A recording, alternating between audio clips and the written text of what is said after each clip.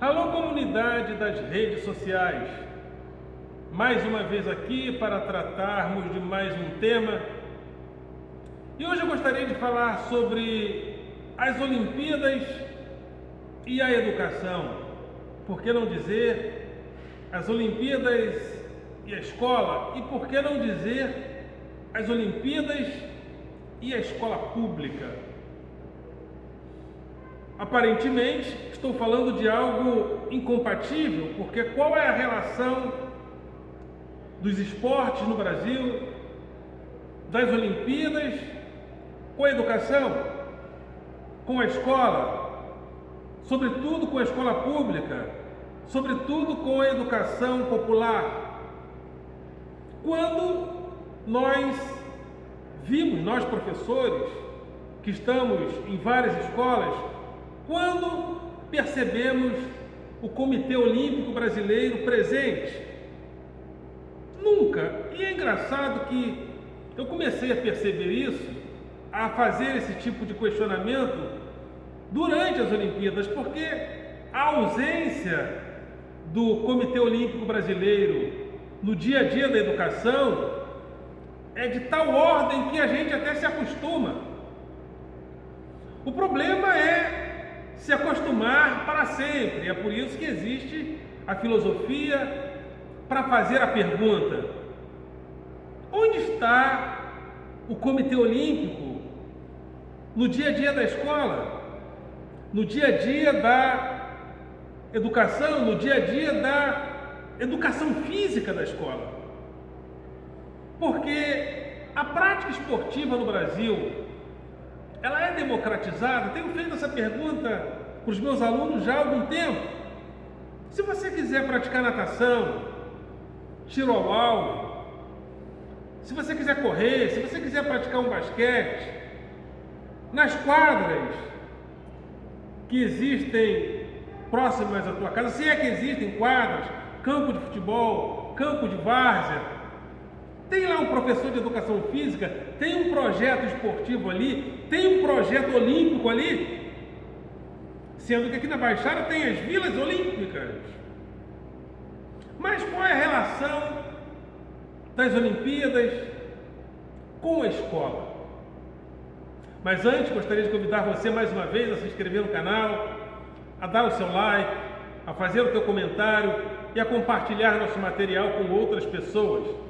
Compartilhe nosso material para que o nosso canal cresça e apareça nas plataformas do YouTube. Penso que os questionamentos que fazemos aqui sejam questionamentos importantes, porque as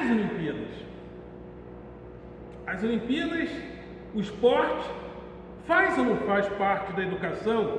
É ou não é importante no dia a dia da educação? Esse canal tem o objetivo de combater o pensamento binário, o pensamento de enquete, né? Você é contra ou a favor? Sim ou não? Você é contra ou a favor? E esse pensamento de enquete, essa mentalidade de enquete, faz parte dessa mentalidade dual, né, que nós formamos. Contra ou a favor? Sim ou não? Falso ou verdadeiro? E às vezes entre o falso e o verdadeiro, entre o sim ou não, tem muitas respostas. Você aprova ou desaprova o governo Lula?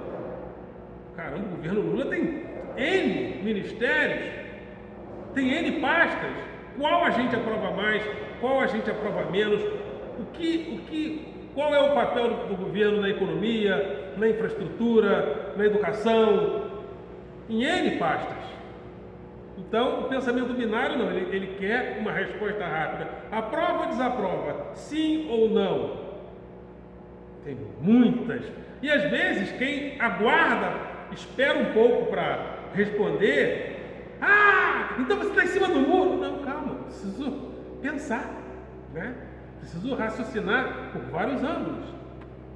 Então, mas o pensamento de enquete, o sim ou não, ele tomou conta da vida das pessoas. Esse canal também tem o objetivo de trazer a classe dos professores para o debate público. O professor precisa fazer uma pergunta.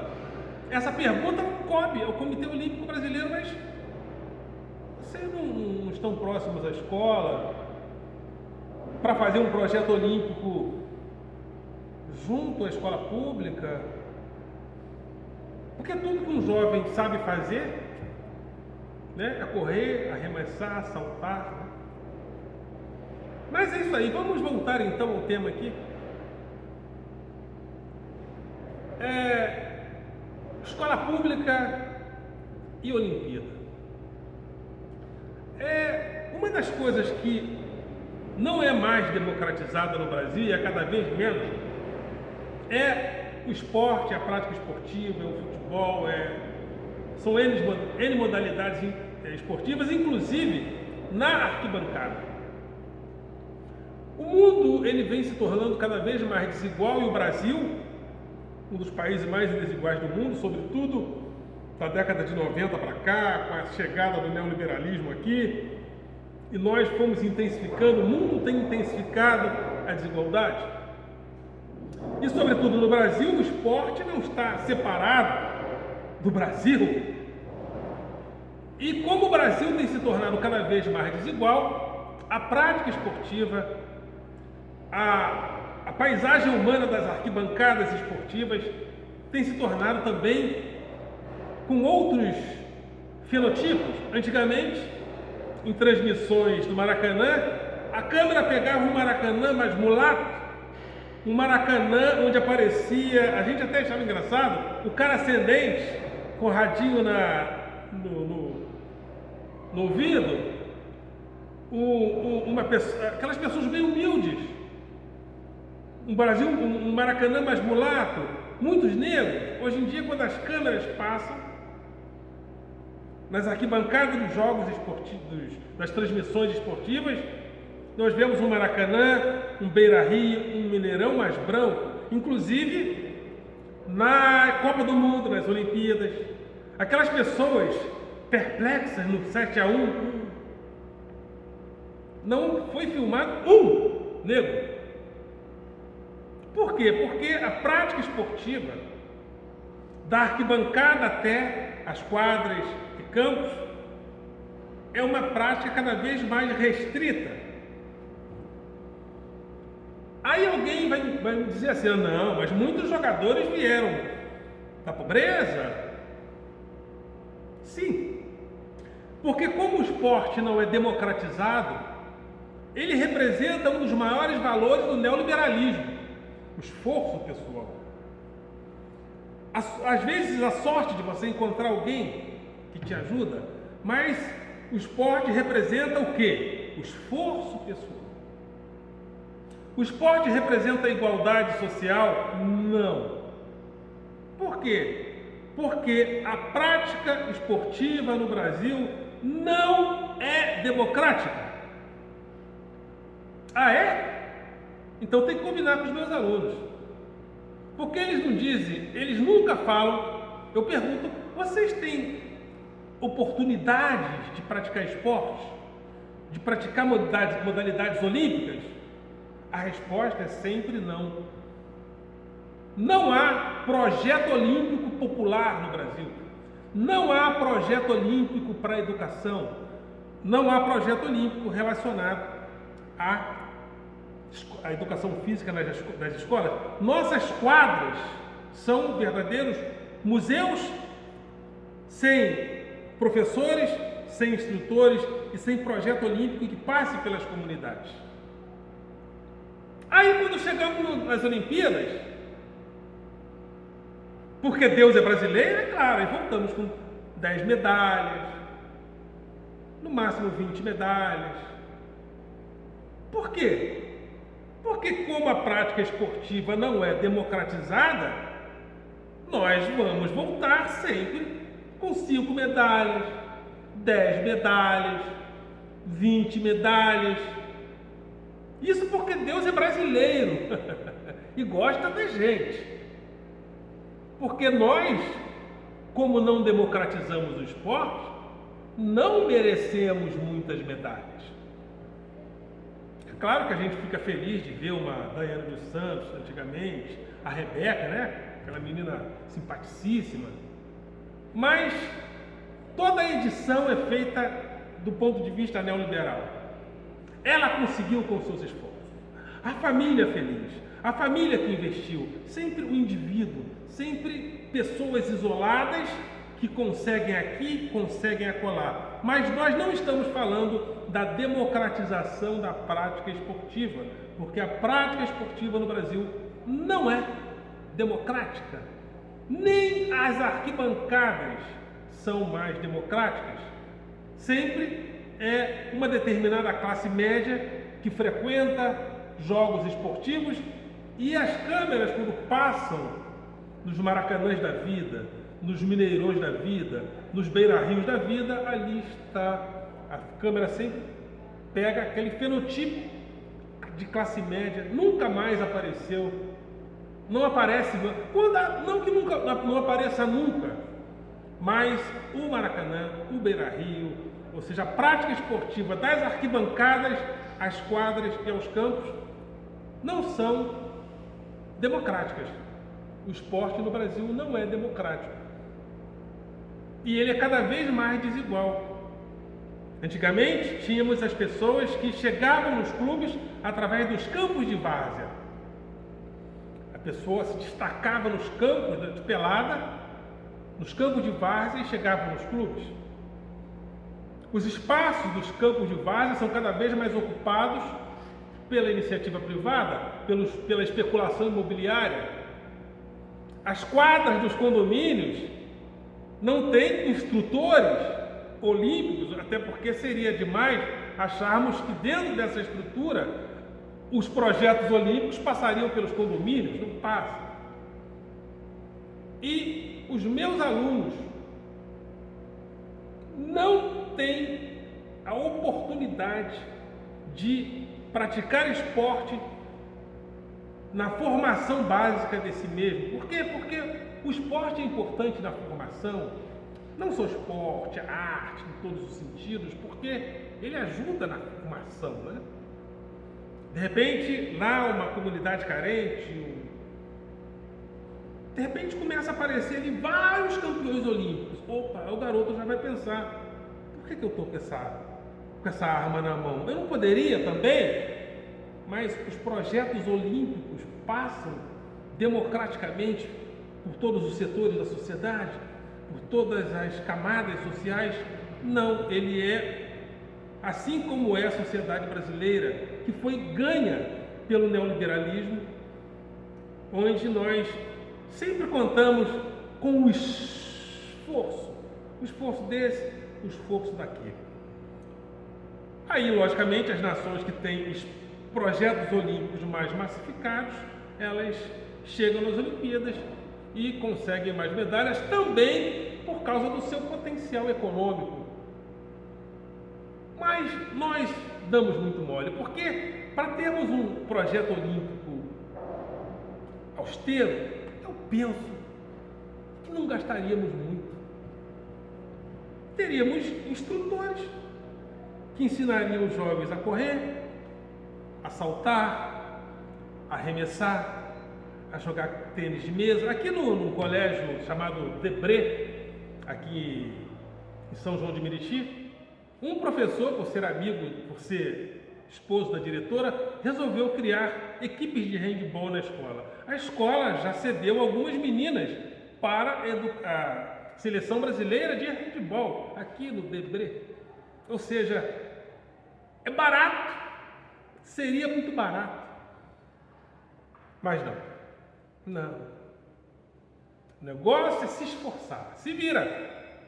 Você quer ser jogador de basquete, quer jogar tênis de mesa? Ah, bobo, compra uma raquete aí na feira de Acari e vai jogando a bolinha na parede de casa. Alguém um dia vai te ver. Você bota no YouTube, aí alguém vai te ver. A mentalidade é essa. Então, Jogos Olímpicos, futebol, ou seja, os esportes, da arquibancada até a quadra, ele não é democratizado.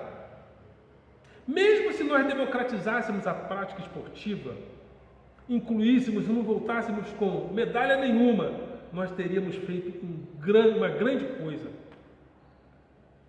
Mas o que é pior, se fizéssemos isso, com certeza, teríamos muito mais medalhas. Se tivéssemos um projeto olímpico que levasse em consideração a educação física nas escolas, para que nós formássemos atletas, não apenas para ser atleta, mas para a cidadania, porque o esporte tem coisas importantes. Então não adianta fazer aquele discurso galvão-buênico. O esporte representa a democracia, a igualdade. Não. Não é verdade. O esporte, ele representa o neoliberalismo, o esforço pessoal de alguns e é desigualdade. Não que os vencedores todos vieram da elite.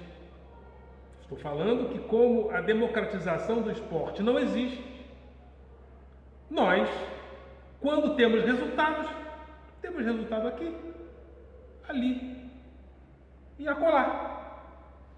Aí a gente vai para as Olimpíadas, vamos ganhar 50 medalhas, sempre não vai. Não vai. Há anos que a gente está nisso, ó. 10, 2 de ouro, 3. Né? Vamos supor que nessa a gente ganhe 20. Por potencial que temos, muito pouco. Mas também a gente seria até um contrassenso, né? Nós voltarmos cheios de medalha, né? E é curioso, ontem eu ouvi uma entrevista do Cristóvão Buarque, ex-senador, e ele dizia que falta a gente ambição na educação. A gente não aceita ser vice na Copa do Mundo, mas a gente aceita ser 54º no ranking mundial de educação. E é incrível como a gente se acomodou, aceitou. Como a gente aceita, né? Como a nossa educação é precária, temos uma educação que não tem as mesmas qualidades dos institutos federais, porque os institutos federais de educação secundária, de ensino médio, estão ligados à universidade pública. Mas, quando nós nos formamos e viemos para a escola, nós nos divorciamos da universidade. Paramos de dialogar com a universidade, paramos de dialogar. Aí fazemos um cursinho aqui para pegar uma pós-graduação ali, para ter um salário a mais, mas nos divorciamos das universidades e há um divórcio entre escola e universidade. Há um divórcio. E a gente se acostumou com isso. Mas o professor Cristóvão Buarque, né? Tem hora que eu falo Cristóvão Borges, ex-senador, ele tem um projeto de federalização da educação pública para que a escola pública tenha tanta qualidade que o rico e o pobre estudem na mesma escola. Ele até deu um exemplo de uma escola municipal lá do Tocantins, que ela começou a se destacar muito, mas só as pessoas mais carentes podiam entrar. O rico entrou na justiça, os filhos deles irem para lá.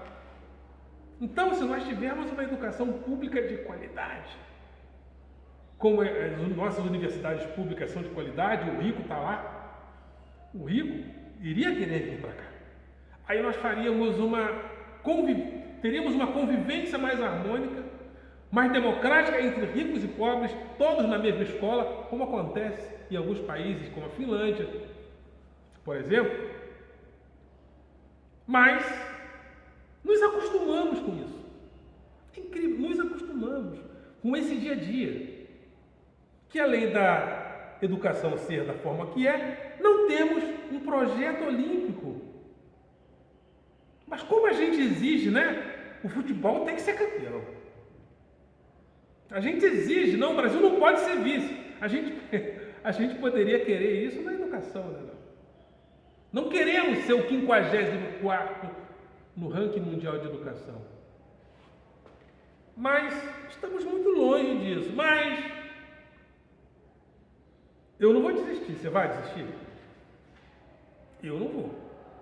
Esse canal aqui é um canal de resistência também, né? Eu não vou desistir. Você vai? Eu não vou. Eu vou continuar falando